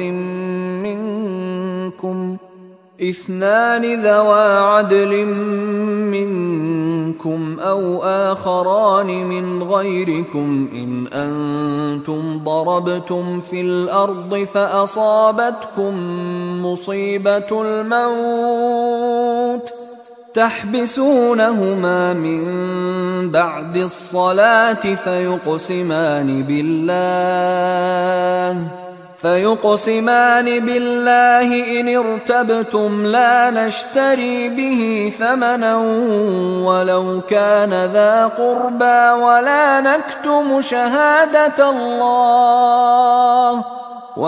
نكتم شهادة الله إنا إذا لمن الآثمين. হে মুমিনগণ, তোমাদের কাহারও যখন মৃত্যু উপস্থিত হয় তখন ওসিয়াত করার সময় তোমাদের মধ্য হইতে দুইজন ন্যায়পরায়ণ লোককে সাক্ষী রাখিবে। তোমরা সফরে থাকিলে এবং তোমাদের মৃত্যুর বিপদ উপস্থিত হইলে তোমাদের ছাড়া অন্য লোকদের মধ্য হইতে দুইজন সাক্ষী মনোনীত করিবে। তোমাদের সন্দেহ হইলে সালাতের পর তাহাদেরকে অপেক্ষমান রাখিবে। অতঃপর তাহারা আল্লাহর নামে শপথ করিয়া বলিবে, আমরা উহার বিনিময়ে কোনো মূল্য গ্রহণ করিব না, যদি সে আত্মীয় হয়, এবং আমরা আল্লাহর সাক্ষ্য গোপন করিব না, করিলে অবশ্যই পাপীদের অন্তর্ভুক্ত হইব। فإن عثر على أنهما استحقا إثما فآخران يقومان مقامهما من الذين استحق عليهم الأوليان فيقسمان بالله لشهادتنا أحق من شهادتهما وما اعتدينا إنا إذا لمن الظالمين। যদি ইহা প্রকাশ পায় যে তারা দুজন অপরাধে লিপ্ত হইয়াছে, তবে যাহাদের স্বার্থহানি ঘটিয়াছে তাহাদের মধ্য হইতে নিকটতম দুজন তাহাদের স্থলবর্তী হইবে এবং আল্লাহর নামে শপথ করিয়া বলিবে, আমাদের সাক্ষ্য অবশ্যই তাহাদের সাক্ষ্য হইতে অধিকতর সত্য এবং আমরা সীমা লঙ্ঘন করি নাই, করিলে অবশ্যই আমরা জালিমদের অন্তর্ভুক্ত হইব। ذلك أدنى أن يأتوا بالشهادة على وجهها أو يخافوا أن ترد أيمان بعد أيمانهم واتقوا الله واسمعوا والله لا يهدي القوم الفاسقين। এই পদ্ধতিতেই অধিকতর সম্ভাবনা আছে লোকের যথাযথ সাক্ষ্যদানের অথবা শপথের পর আবার তাহাদেরকে শপথ করানো হইবে এই ভয়ের। আল্লাহকে ভয় করো এবং শ্রবণ করো, আল্লাহ ফাসিক সম্প্রদায়কে সৎপথে পরিচালিত করেন না। يوم يجمع الله الرسل فيقول ماذا أجبتم قالوا لا علم لنا إنك أنت علام الغيوب। স্মরণ করো যেদিন আল্লাহ রাসূলগণকে একত্র করিবেন এবং জিজ্ঞাসা করিবেন, তোমরা কি উত্তর পাইয়াছিলে? তাহারা বলিবে, এই বিষয়ে আমাদের কোনো জ্ঞানই নাই, তুমি তো অদৃশ্য সম্বন্ধে সম্যক পরিজ্ঞাত। إذ قال الله يا عيسى ابن مريم اذكر نعمتي عليك وعلى والدتك إذ أيدتك بروح القدس تكلم الناس في المهد وكهلا وإذ علمتك الكتاب والحكمة والتوراة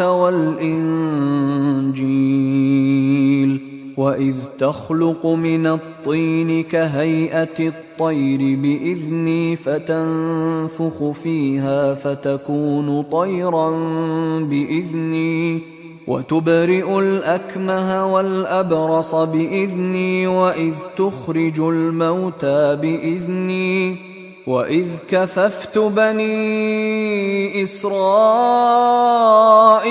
عنك إذ جئتهم بالبينات فقال الذين كفروا منهم إن هذا إلا سحر مبين। স্মরণ করো, আল্লাহ বলিবেন, হে মারিয়াম তনু ঈসা, তোমার প্রতি ও তোমার জননীর প্রতি আমার অনুগ্রহ স্মরণ করো। পবিত্র আত্মা দ্বারা আমি তোমাকে শক্তিশালী করিয়াছিলাম এবং তুমি দোলনায় থাকা অবস্থায় ও পরিণত বয়সের মানুষের সঙ্গে কথা বলিতে, তোমাকে কিতাব, হিকমত, তাওরাত ও ইঞ্জিল শিক্ষা দিয়াছিলাম। তুমি কর্দম দ্বারা আমার অনুমতিক্রমে পাখি সদৃশ আকৃতি গঠন করিতে এবং উহাতে ফুৎকার দিতে, ফলে আমার অনুমতিক্রমে উহা পাখি হইয়া যাইত। জন্মান্ধ ও কুষ্ঠ ব্যাধিগ্রস্তকে তুমি আমার অনুমতিক্রমে নিরাময় করিতে এবং আমার অনুমতিক্রমে তুমি মৃতকে জীবিত করিতে। আমি তোমা হইতে বনি ইসরায়েলকে নিবৃত্ত রাখিয়াছিলাম। তুমি যখন তাহাদের নিকট স্পষ্ট নিদর্শন আনিয়াছিলে, তখন তাহাদের মধ্যে যাহারা কুফরি করিয়াছিল তাহারা বলিতেছিল, ইহা তো স্পষ্ট জাদু। وَإِذْ أَوْحَيْتُ إِلَى الْحَوَارِيِّينَ أَنْ آمِنُوا بِي وَبِرَسُولِي قالوا آمنا واشهد بأننا مسلمون। আরো স্মরণ করো, আমি যখন হাওয়ারীদেরকে এই আদেশ দিয়াছিলাম যে তোমরা আমার প্রতি ও আমার রাসূলের প্রতি ঈমান আনো, তাহারা বলিয়াছিল, আমরা ঈমান আনিলাম এবং তুমি সাক্ষী থাকো যে আমরা তো মুসলিম। إذ قال الحواريون يا عيسى ابن مريم هل يستطيع ربك أن ينزل علينا مائدة من السماء قال اتقوا الله إن كنتم مؤمنين স্মরণ করো, হাওয়ারীগণ বলিয়াছিল, হে মারিয়াম তনয় ঈসা, তোমার প্রতিপালক কি আমাদের জন্য আসমান হইতে খাদ্য পরিপূর্ণ খাঞ্চা প্রেরণ করিতে সক্ষম? সে বলিয়াছিল, আল্লাহকে ভয় করো যদি তোমরা মুমিন হও। قالوا نريد أن نأكل منها وتطمئن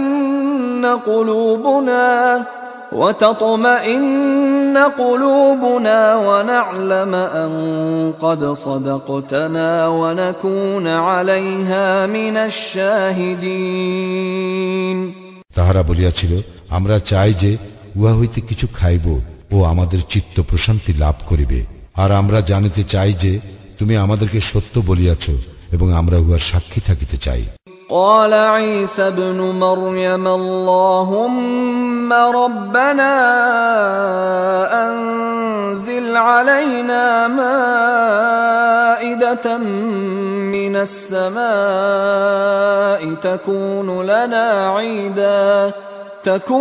لنا عيدا لأولنا وآخرنا وآية منك وارزقنا وأنت خير الرازقين। মারিয়াম তনয় ঈসা বলিল, হে আল্লাহ আমাদের প্রতিপালক, আমাদের জন্য আসমান হইতে খাদ্যপূর্ণ খাঞ্চা প্রেরণ করো। ইহা আমাদের ও আমাদের পূর্ববর্তী ও পরবর্তী সকলের জন্য হইবে আনন্দ উৎসব স্বরূপ এবং তোমার নিকট হইতে নিদর্শন, আর আমাদেরকে জীবিকা দান করো, তুমিই তো শ্রেষ্ঠ জীবিকা দাতা। قال الله إني منزلها عليكم فمن يكفر بعد منكم فإني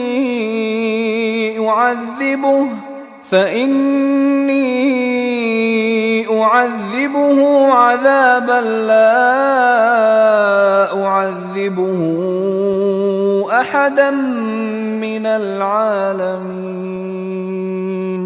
আল্লাহ বলিলেন, আমি তোমাদের নিকট উহা প্রেরণ করিব, কিন্তু ইহার পর তোমাদের মধ্যে কেহ কুফরি করিলে তাহাকে এমন শাস্তি দিব যে শাস্তি বিশ্ব জগতের অপর কাহকে দিব না। وَإِذْ قَالَ اللَّهُ يَا عِيسَى ابْنَ مَرْيَمَ أَأَنْتَ قُلْتَ لِلنَّاسِ اتَّخِذُونِي وَأُمِّيَ إِلَٰهَيْنِ مِن دُونِ اللَّهِ قَالَ سُبْحَانَكَ مَا يَكُونُ لِي أَنْ أَقُولَ مَا لَيْسَ لِي بِحَقٍّ إِن كنت قلته فقد علمته تعلم ما في نفسي ولا أعلم ما في نفسك إنك أنت علام الغيوب। আল্লাহ যখন বলিবেন, হে মারিয়াম তনয় ঈসা, তুমি কি লোকদেরকে বলিয়াছিলে, তোমরা আল্লাহ ব্যতীত আমাকে ও আমার জননীকে দুই ইলাহ রূপে গ্রহণ করো? সে বলিবে, তুমি মহিমান্বিত, যাহা বলার অধিকার আমার নাই, তাহা বলা আমার পক্ষে শোভন নয়। যদি আমি তাহা বলিতাম তবে তুমি তো তাহা জানিতে। আমার অন্তরের কথা তো তুমি অবগত আছো, কিন্তু তোমার অন্তরের কথা আমি অবগত নই। তুমি অদৃশ্য সম্বন্ধে সম্যক পরিজ্ঞাত। মা কুলতু লাহুম ইল্লা মা আমারতানি বিহি আন ইবুদুল্লাহা রাব্বি ওয়া রাব্বাকুম ওয়া কুনতু আলাইহিম শাহীদাম মা দুমতু ফীহিম فلما توفيتني كنت أنت الرقيب عليهم وأنت على كل شيء شهيد। তুমি আমাকে যে আদেশ করিয়াছ তাহা ব্যতীত তাহাদেরকে আমি কিছুই বলি নাই।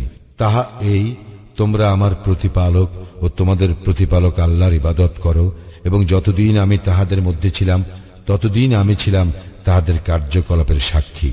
কিন্তু যখন তুমি আমাকে তুলিয়া লইলে তখন তুমিই তো ছিলে তাহাদের কার্যকলাপের তত্ত্বাবধায়ক, এবং তুমি সর্ববিষয়ে সাক্ষী।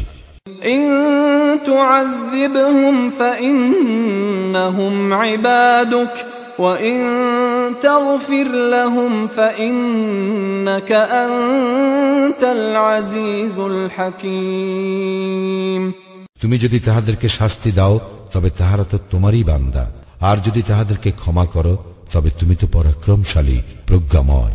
قال الله هذا يوم ينفع الصادقين صدقهم لهم جنات تجري من تحتها الأنهار خالدين فيها أبدا رضي الله عنهم ورضوا عنه ذلك الفوز العظيم আল্লাহ বলিবেন, এই সেই দিন যেদিন সত্যবাদীগণ তাহাদের সত্যতার জন্য উপকৃত হইবে। তাহাদের জন্য আছে জান্নাত, যাহার পাদদেশে নদী প্রবাহিত, তাহারা সেখানে চিরস্থায়ী হইবে। আল্লাহ তাহাদের প্রতি প্রসন্ন এবং তাহারাও তাহার প্রতি সন্তুষ্ট। ইহা মহা সফলতা। লিল্লাহি মুলকুস সামাওয়াতি ওয়াল আরদি ওয়া মা ফীহিন ওয়া হুয়া আলা কুল্লি শাইইন কাদির। আসমান ও জমিন এবং উহাদের মধ্যে যাহা কিছু আছে তাহার সার্বভৌমত্ব আল্লাহরই এবং তিনি সর্ববিষয়ে শক্তিমান।